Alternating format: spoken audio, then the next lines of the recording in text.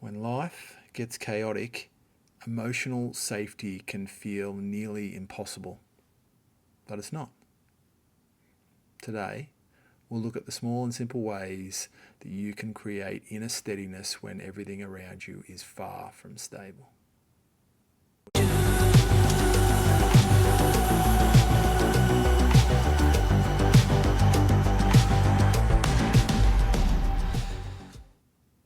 Over the last few weeks, we've explored what happens during emotional intensity, starting with the feeling of chaos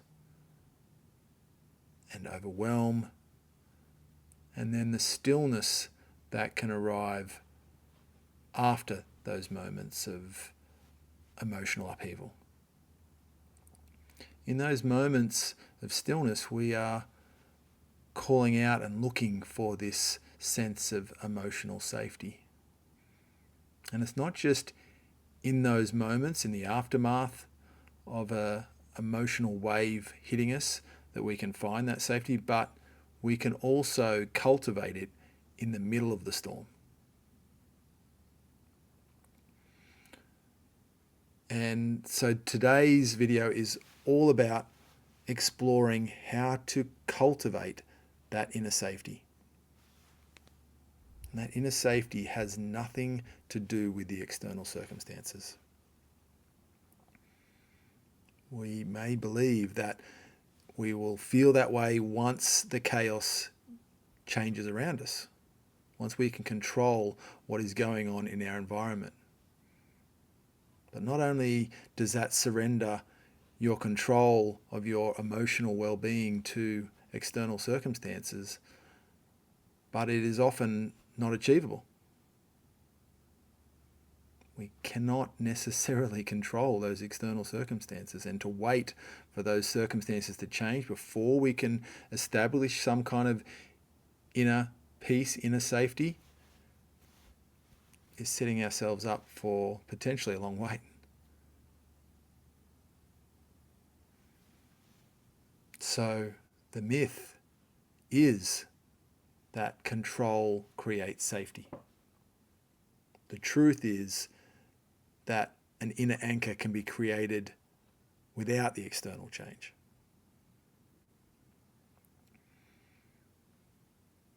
And when we are talking about this inner safety, this inner stability, particularly when there's some strong emotions still brewing around us, or within us, I should say,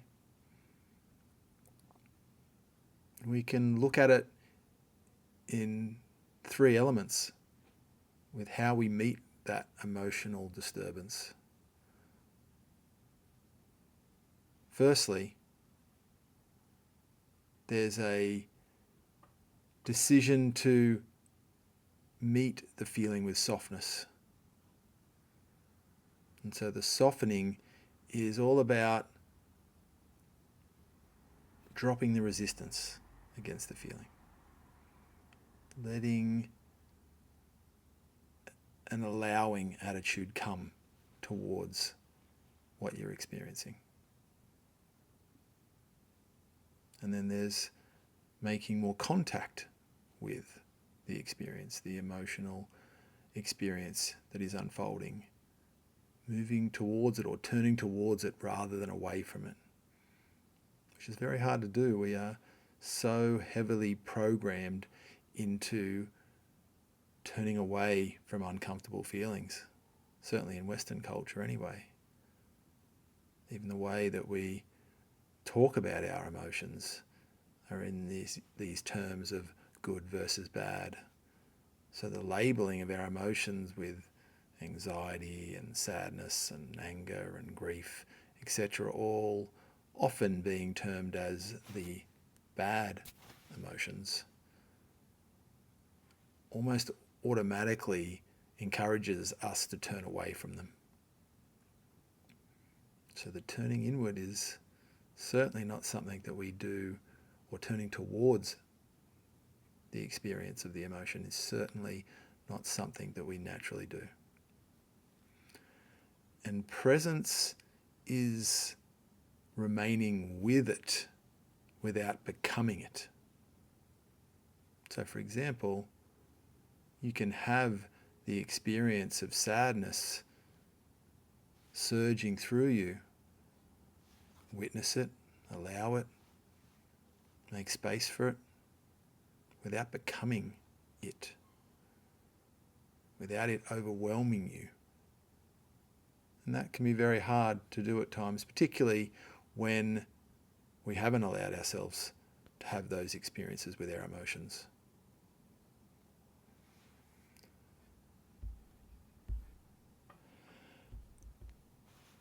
And so when we're talking about this process of anchoring, the easiest or one of the simplest metaphors to go to is that of how a boat anchors through a storm.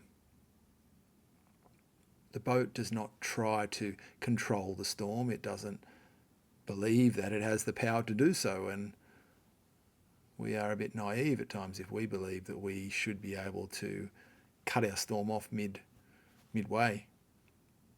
But to drop anchor, to ground ourselves in, find our inner stability despite the storm raging around us, or in this case, within us, is very possible. And it is not something that is done in a single instant. It's not a process that is magical and happens in, one instance. It's a case of having many experiences of micro moments that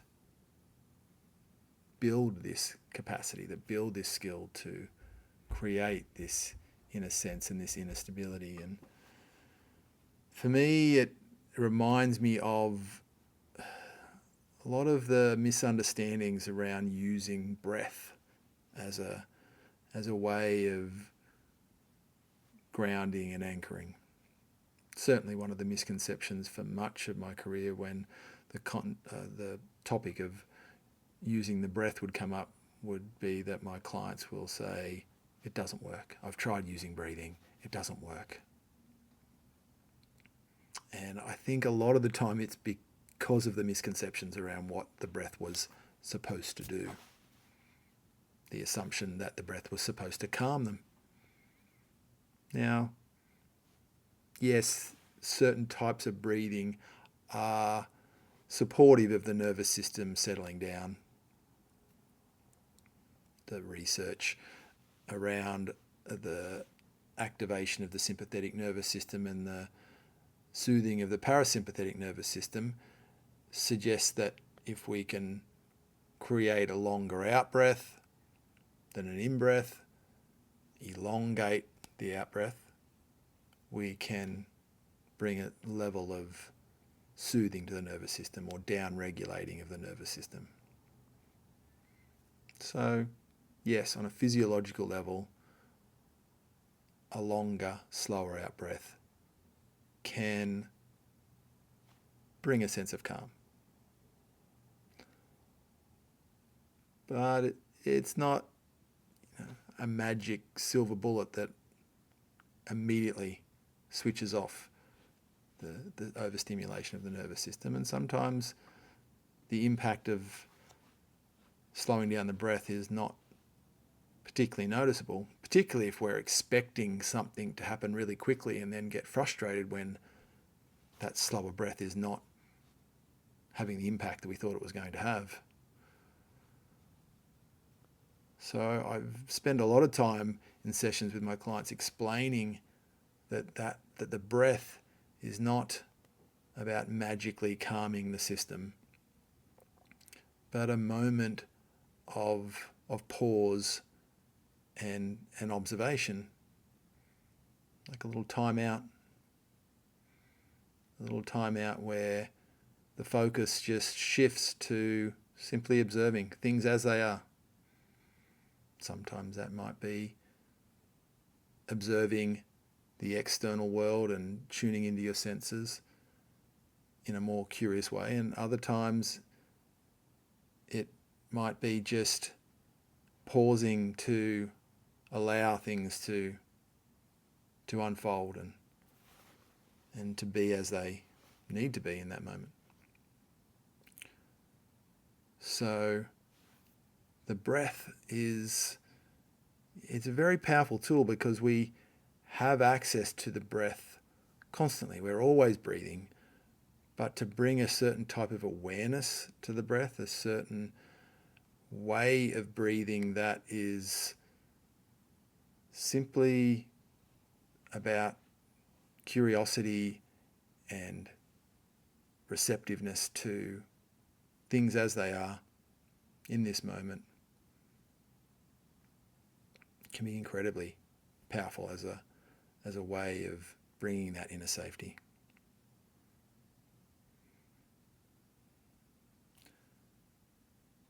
And it's the way that I also think mindfulness has been muddied up at times as a tool to, again, fix the emotions or calm everything down. Again, some clients that I've worked with will use the same reasoning. It doesn't work because they're expecting something that isn't what's offered by bringing mindfulness or a sense of curious awareness to the present moment.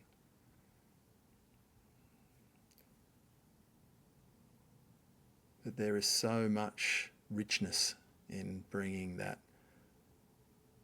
in that kind of attitude to the here and now experience, that really offers a lot of options for bringing groundedness and inner safety.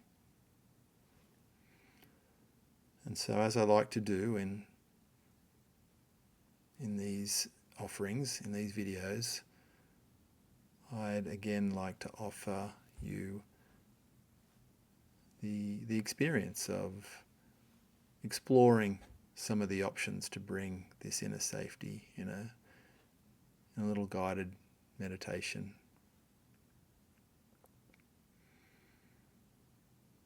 Before I even invite you to close your eyes, I invite you to start with picking an object in your environment to focus in on.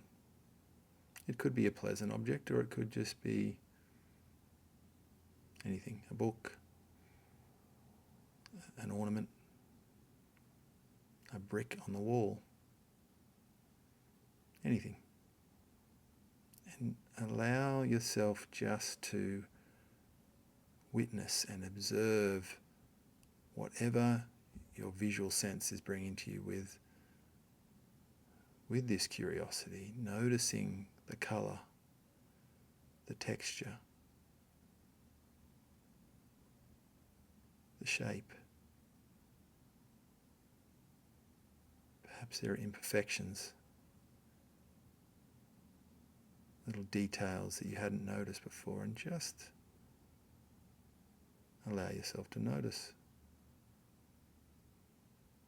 Witness this visual stimuli as it is.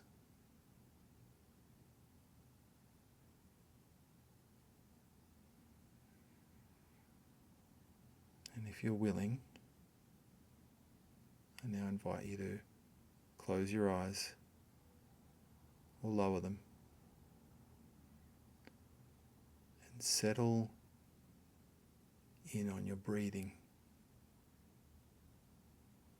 You don't have to necessarily control your breathing. It's not about creating a particular pace or rhythm. If you feel inclined to breathe in a fuller fashion, a deeper fashion, then by all means do so. My invitation to you is to be curious about the rise and fall of your chest and abdomen, paying attention to the movement of your body as you breathe in a way that you don't usually, that you may never have before if you're new to this type of awareness.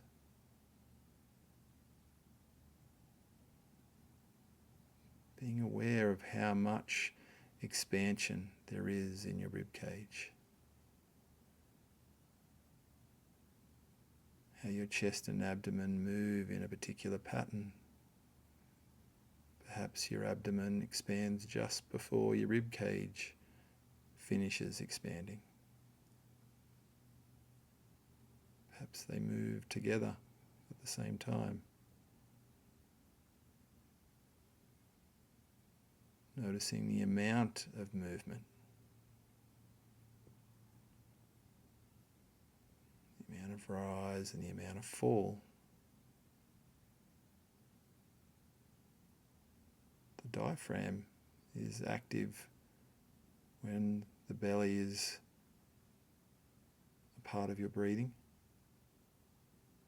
This internal muscle just underneath your rib cage that you may, again, not pay a lot of attention to usually. But be aware of its action, of its activity now.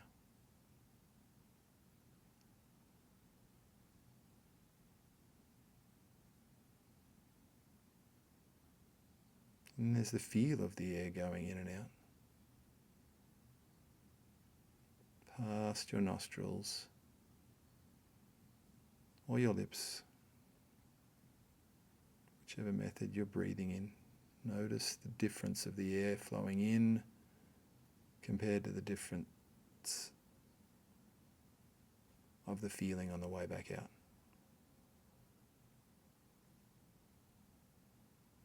The in-breath and out-breath don't feel exactly the same.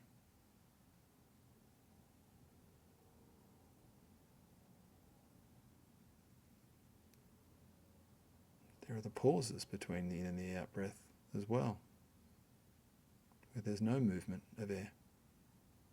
Notice those. Just as they are.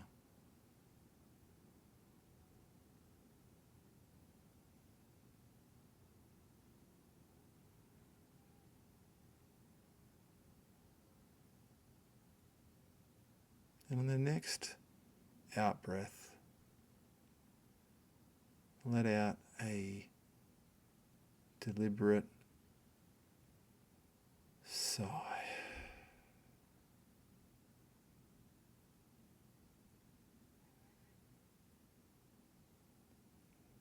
Notice how that sigh feels. If you feel called to, do it again.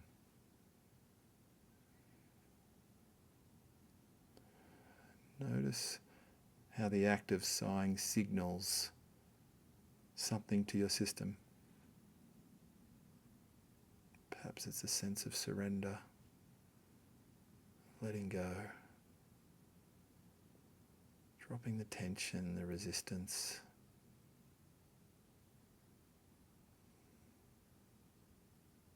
Such a simple act. It speaks volumes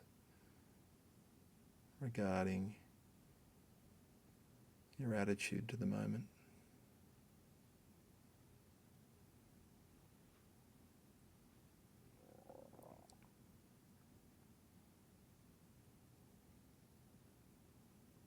Now tune into your body more curiously.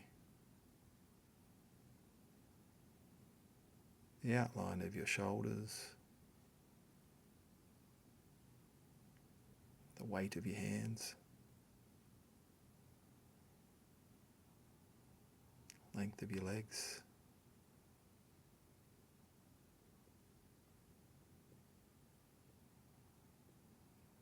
how the furniture is supporting you in the posture that you're in.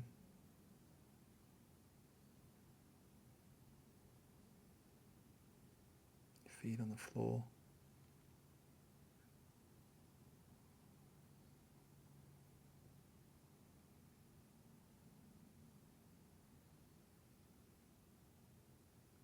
You are anchored in this moment when you tune into your body and trust in how it is holding you and carrying you through life as it is in this moment.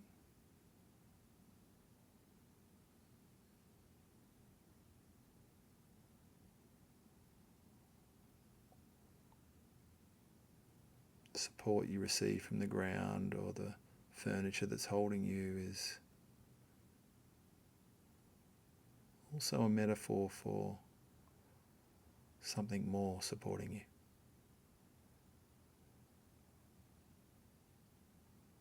Life itself supporting you.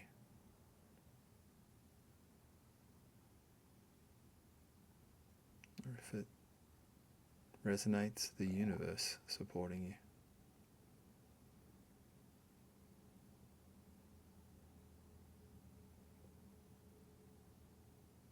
Coming in contact with your body more deliberately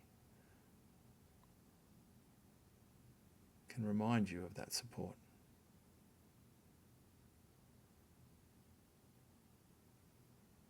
Trust in it.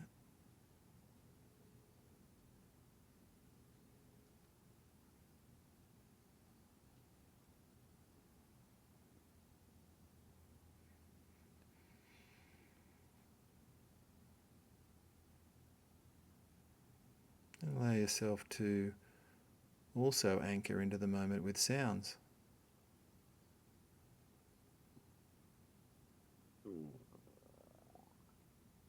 Perhaps you can hear the traffic in the distance.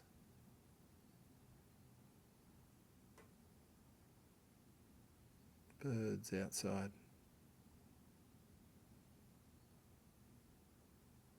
A hum of an appliance in your home.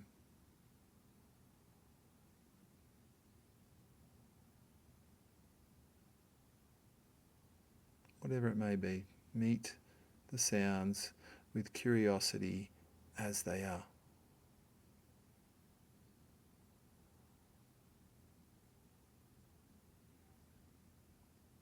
These sounds are just sounds. Different volume, different tones. It's not a story about the sounds that you're seeking to experience in this moment, but hearing the sounds just as they are.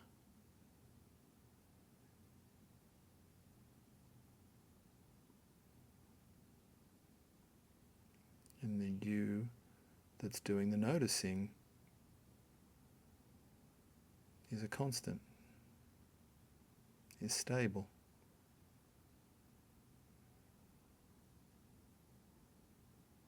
The you that has been noticing all of these aspects,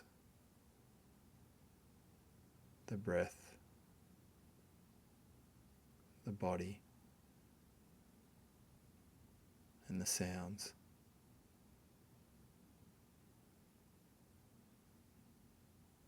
doesn't change at all.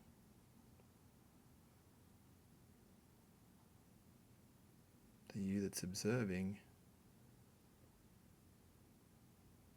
is like the blue sky. Because no matter how stormy it is, how grey the clouds are, how thick and heavy they are, the blue sky is always there.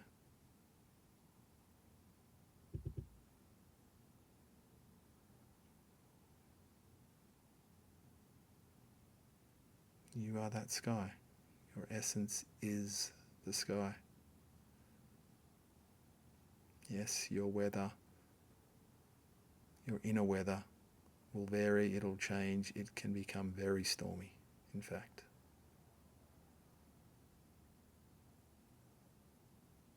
But you are not the storm.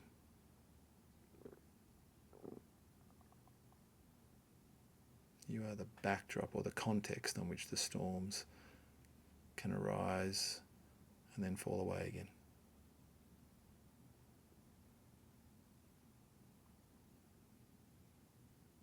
So be the sky.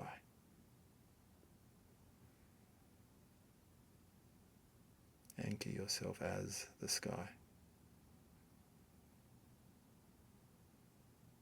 which is not just the backdrop for the weather, but the container for the weather. And the you that contains all of the challenging experiences of being human, is more than capable of holding them. It might seem at times like the you that's the sky isn't capable of holding it all, but it is. That you is unbreakable and indestructible.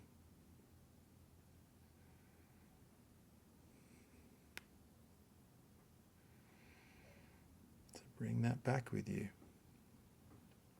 at any of the aspects of this meditation that resonated as your anchor.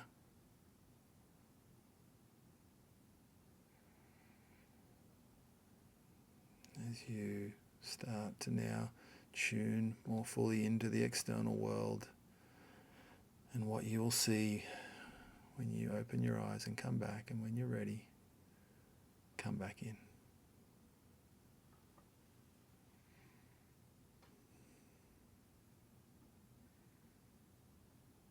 So I'd like to close by saying that safety, that this internal safety, is not a destination. It's a practice that is cultivated with many moments of choosing to come back to presence. And when you can trust and know that chaos does not define your internal state, it is not in control, but you are, the you that is the sky, the you that's unchanging. And bit by bit you can realign with that you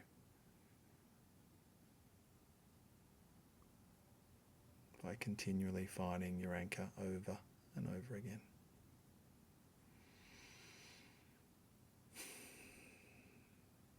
Thank you for watching.